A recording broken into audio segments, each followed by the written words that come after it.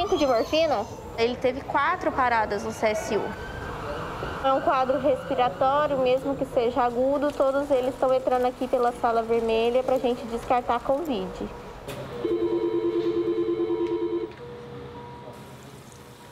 Nossa sala vermelha tem 10 leitos monitorizados, 10 leitos para pacientes que possam vir ou chegar entubado ou serem entubados aqui. Mas infelizmente já chegamos numa época que não tem leito disponível para esses pacientes, então eles estão passando 2 dias, 3 aqui com a gente.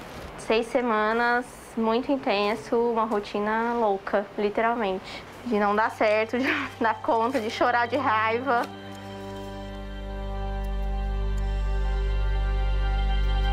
Tudo que a gente passou nessa pandemia mostrou que a única coisa que realmente vai fazer a história de cuidado, a história da medicina, a história da saúde mudar é esse aspecto de reconhecer que é um ser humano cuidando de outro ser humano. Exaustão. Essa rotina foi ficando muito pesada e muito desgastante, porque você ligar para a família desse paciente, informando que ele vai ser entubado, todo esse desgaste, não tem como você não se envolver.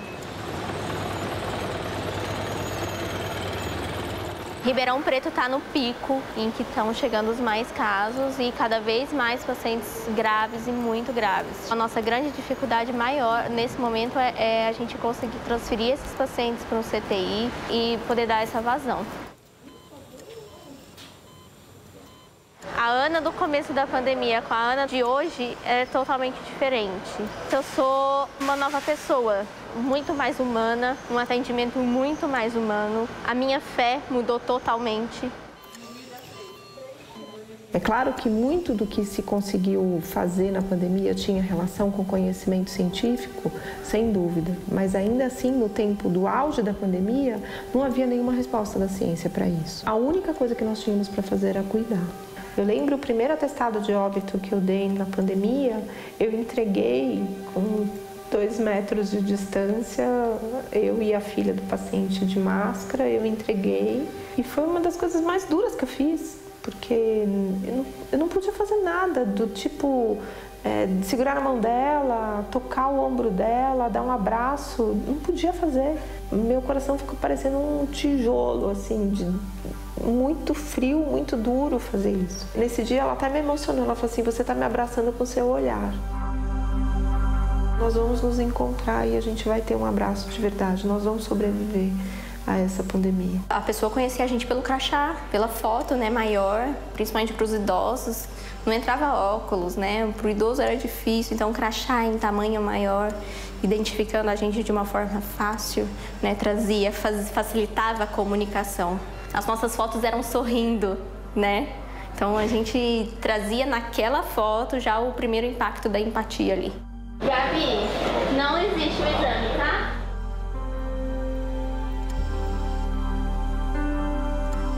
Você cria o vínculo, não tem como. E aí você começa a levar ele para sua casa. Teve um paciente que eu levei comigo, literalmente. Eu precisava ligar para a família antes de entubar esse paciente. E eu falei, quer saber? Eu vou ligar do meu telefone. Eu não vou entubar essa pessoa sem ligar para a filha. E ele queria muito, ele sabia o número da filha de cor e eu falei, vamos lá. Eu peguei amor nesse paciente e ele não faz ideia de quem eu sou. O dia que ele chegou aqui, o dia que ele foi embora, me transformaram completamente. E a gente se põe no lugar porque a gente está vivendo isso, né? A gente não está tendo contato com quem a gente ama.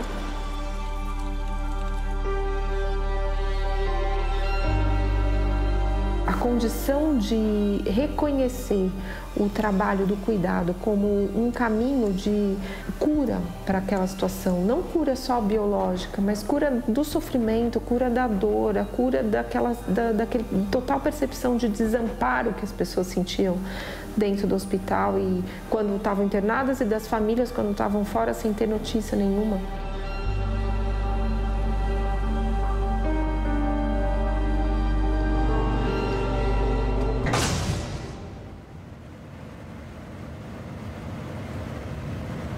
Eu fiquei 21 dias na UTI.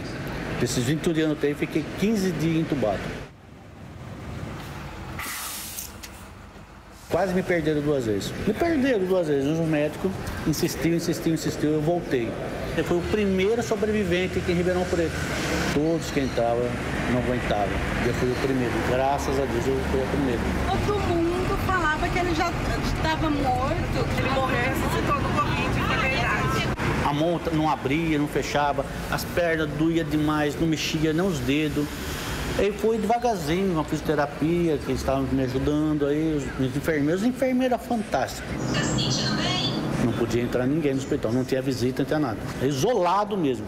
Até quando veio a imagem mágica, né? Eles vieram, pediu autorização, se podia fazer assim, nossa, se pode.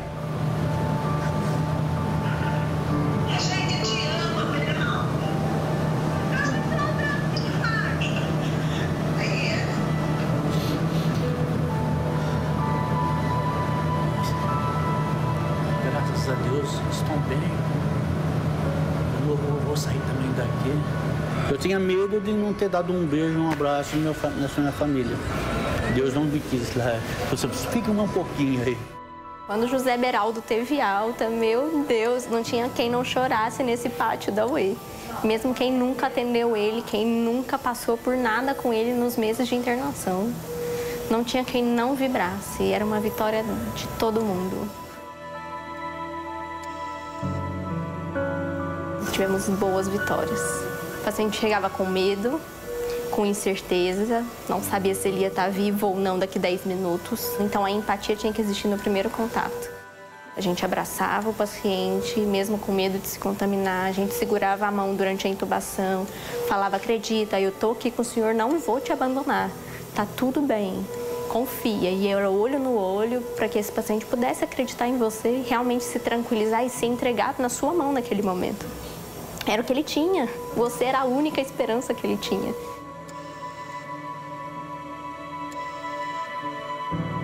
Todo mundo que trabalha no hospital diretamente ou indiretamente com o paciente se viu numa situação absolutamente impossível de transpor, de muito sofrimento. E o sofrimento pertence ao ser humano, ele não pertence à tecnologia, porque o celular não chora, mas quem faz a chamada chora.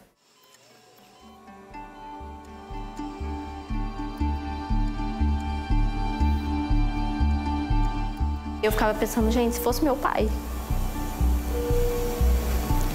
eu não conseguia.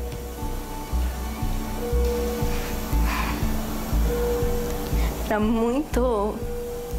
A empatia com as famílias tinha que existir, porque a gente tinha que se pôr no lugar de nunca mais... Era o meu último contato com meu pai, era a última vez que eu ia ver ele, minha mãe, meu irmão. A tecnologia precisa estar a serviço do ser humano e não o contrário. Toda a tecnologia que nós tínhamos antes da pandemia era um espaço de esquecimento, de abandono desse ser humano que interagia com o computador, interagia com aparelhos, com máquinas de imagem e celulares e tudo que fazia com que as pessoas se distanciassem umas das outras, inclusive os profissionais de saúde se distanciando dos pacientes. O último contato tinha que existir, por ligação de vídeo, por ligação de voz, mas ele existia. Sem a tecnologia, a gente não teria conseguido aproximar as famílias do paciente em todo o tempo. Vai estar tudo com óculos, né, de proteção, máscara e touca e aqueles aventais imensos, mas debaixo de tudo aquilo tinha um olhar, que não podia ser um olhar de desespero. Você precisava ser um olhar que soubesse abraçar nessa condição.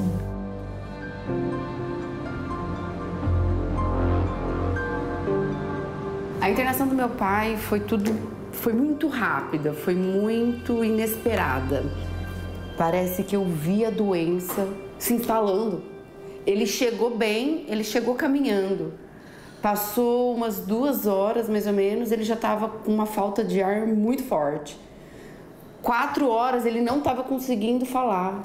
6 horas ele já estava se desacordando. Foi quando ele foi transferido para o Hospital das Clínicas. Nunca vi a Fernanda na vida antes disso. Falei, a gente vai entubar o seu pai.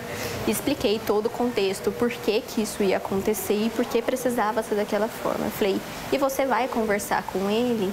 Tenta não chorar, tenta transmitir carinho. É o que ele precisa, ele tá com medo agora. Assim que terminar tudo, eu te ligo de volta. E aí a gente foi, ela conversou com ele, eu chorei horrores. A videochamada era a coisa mais importante e mais esperada, mais até do que a ligação, né? Eu poderia até não falar com os médicos, com a equipe de enfermagem. Deixa só eu ver meu pai, por 5 segundos, por 1 minuto, porque ali poderia ser a última vez. Ele falou assim, eu vou viver, eu falei, e na hora eu comprei a briga dele e eu falei, vai, o senhor vai viver, o senhor vai fechar os olhos e quando o senhor abrir de novo os olhos, o senhor vai ver que a gente vai estar em volta.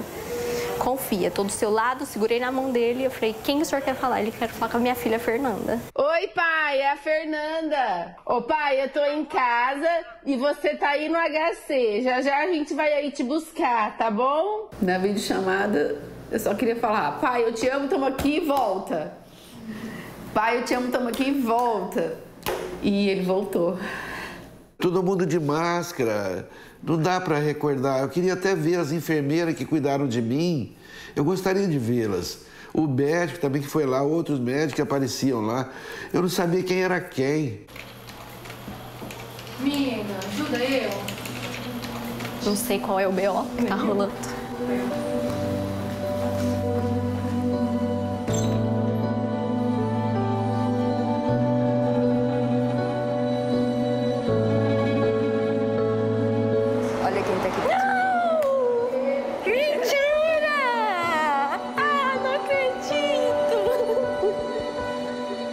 A gente teve que aprender muito a lidar com a parte psicológica do paciente, com todos os medos, as angústias que essas pessoas traziam pra gente logo na chegada. O maior ganho que a pandemia me trouxe foi o meu lado humano mesmo. Aprender a olhar para o meu paciente de uma forma totalmente diferente do que eu já olhava.